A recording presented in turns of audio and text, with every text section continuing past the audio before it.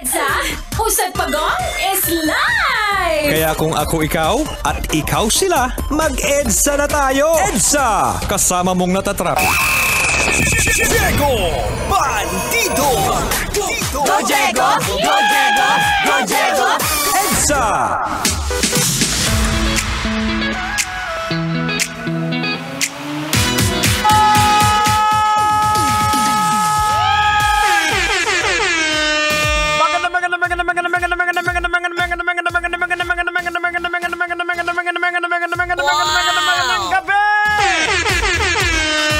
Metro at Mega Manila, give it a quick check. It is now 30 minutes after 8 o'clock. We're on the final hour stretch of the show. Ito po ang programang EDSA! That's right, mga kabisyo. Straight up until 9 o'clock in the evening.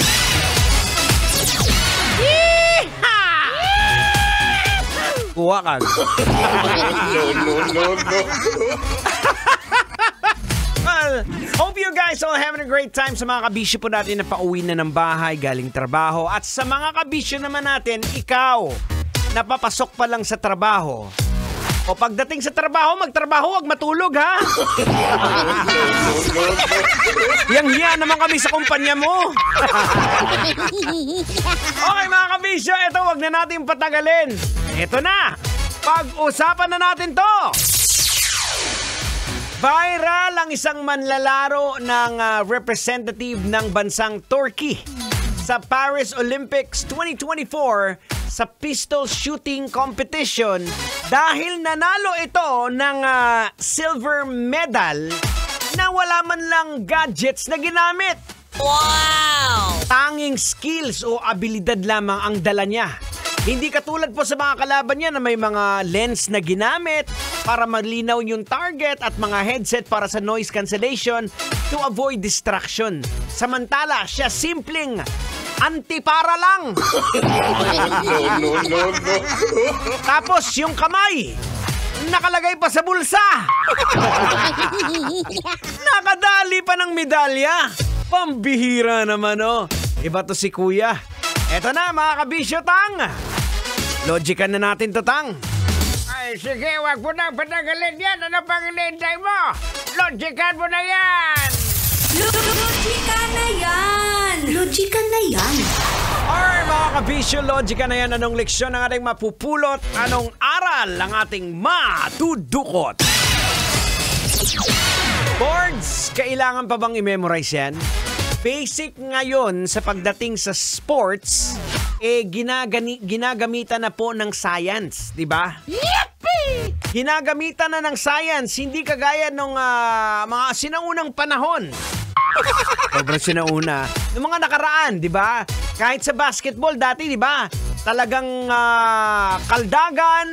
Ngayon, pag na-sprain ka, meron na sila parang ini-spray para mawala yung sakit. Diba, nakikita natin, pag halimbawa, nag-substitution ang mga sikat na player, sila Stephen Curry,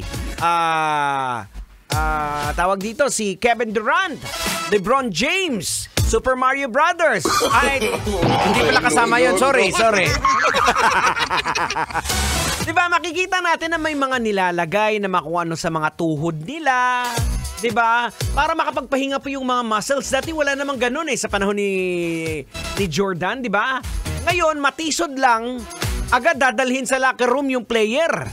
Pero dati, kahit dumudugo, basta nakakatakbo, tuloy lang, laban pa rin.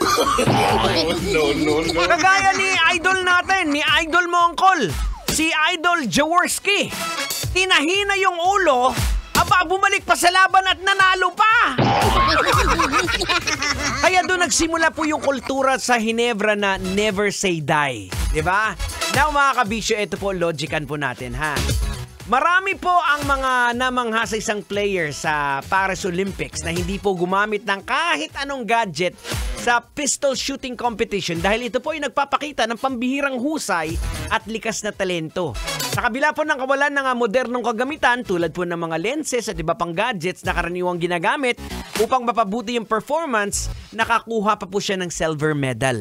Ang kanyang tagumpay ay nagbibigay diin po ng kahalagahan ng tradisyon na training o traditional na training, personal na diskarte at nagpapatunay na hindi palaging teknolohiya ang susi sa tagumpay sa sports. O, di ba?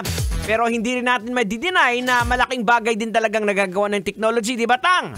Ay, may tama ka dyan, Kalbo. Kaya maraming mga mister yung nahuli ng misis nila gamit ang technology. Nilalagyan ng tracker ang motor. No. Pambira. Well, guys, I gotta go. Maraming salamat. Ang tabayanan, susunod na ang Basa Princess, Rakitera, sa programang Rocky's Secret Files. Ako po si Diego Bandido. Ito po ang 90.7 Love Radio, Metro's #1. Good evening, Metro Manila. Kailangan pa bang i-memorize yan? Love Radio Basic!